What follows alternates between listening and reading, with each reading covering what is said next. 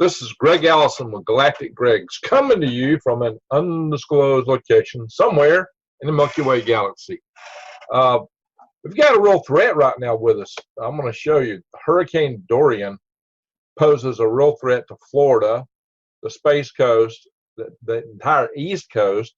And today we're going to talk about SpaceX. What does this mean specifically for Starship Mk2, which is Mark II? SpaceX is presently building two Starship Ones.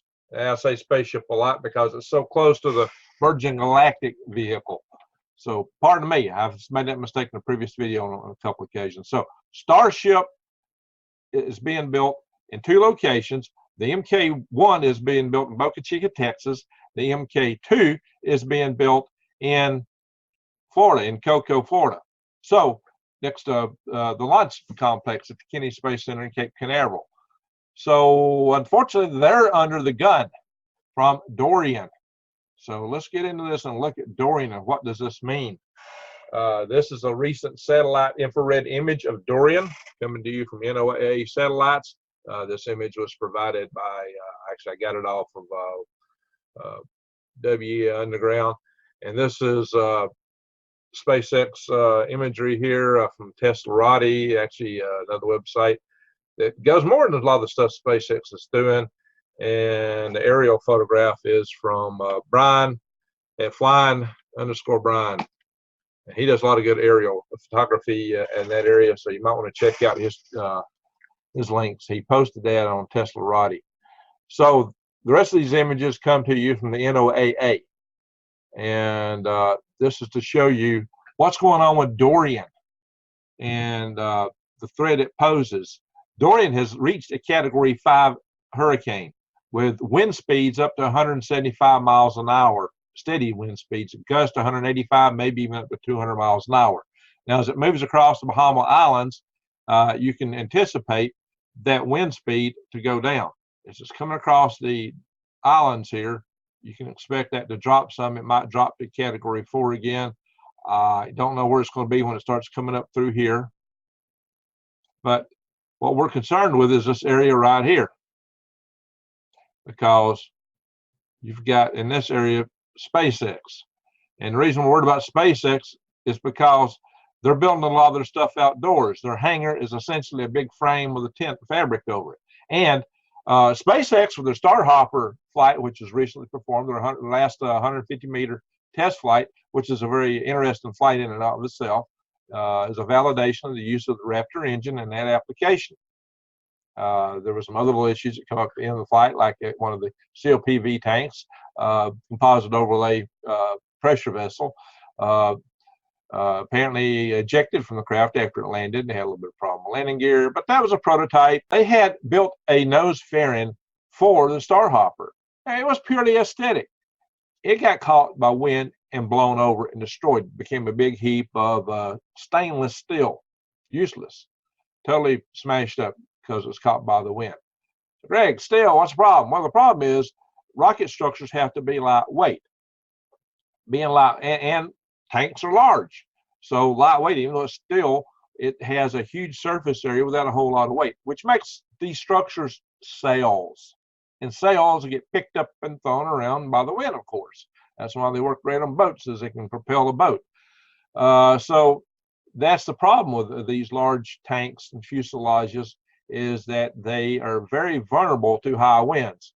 And that's what we got to worry about here with Dorian. What we're looking at here is the winds reaching the area of the launch complex at 8 a.m. Monday. Actually, probably even Sunday, there will be high winds starting to come in there. Monday, 2 a.m., I would say that's dangerously close enough. This thing will clear out this area, at least for the worst part of the wind. So this is a slow-moving storm, though, ladies and gentlemen. So you're probably talking over 24 hours of exposure. You're talking about predictions of rain that could be up to 20 inches and storm surges of maybe 2 foot. That's a lot of water. So you don't just have to worry about the wind. There's a huge water threat for anything that's near the water, which the SpaceX facility is. Here's where we're at. And you see, this is the largest wind area, is right here on the coast at the launch complex. Now it starts to veer off a little bit.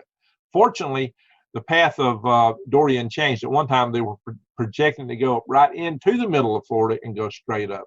That would have been such a catastrophe for the state being unparalleled. It's still going to be very, very bad. Let me not underestimate what this storm is going to be. It's a huge storm. It's very powerful. Everybody in this way needs to get the heck out of town. Get out. Leave. It's not worth being in this storm for. It's going to be a monster. It is a monster. And it's the eye of it's right out here. It's moving slowly, and it's going to come up and knock the dickens out of these places. A big threat to SpaceX, since so much of their construction is out and open, of the Starship Mk2. The Mk1 is fortunately being built in Boca Chica, and hopefully will be in good shape when they're ready to fly it. And let's hope this one also escapes the storm damage, since the storm is skirted more up to the right-hand side of the coast. You know, it's the right-hand side of the storm that gives you the most threat. And this storm is coming up through here. So, but that's still high winds. It's very high winds, very high rain. It's not going to be a pretty picture. Let's hope this don't delay the launching of a Starship. Hopefully Mk1 will be able to fly. Mk2, let's hope it's not badly damaged, and let's hope they can ready it. If not, at least they do have Mk1. So there's validity in having redundancy in your production, especially when you build things in hurricane-prone areas. It might be a good thing if SpaceX would consider building buildings to build these things in. Although buildings are suspect too, I am concerned about the clean room aspects of building starships or any LOX handling equipment outdoors. The reason for that is a single little particulate of carbon in a liquid oxygen propellant system under high pressure can detonate. When you're running those turbo pumps and you got that LOX with a particulate of carbon in there in the feed lines or an engine head where you still have pure LOX, it could detonate.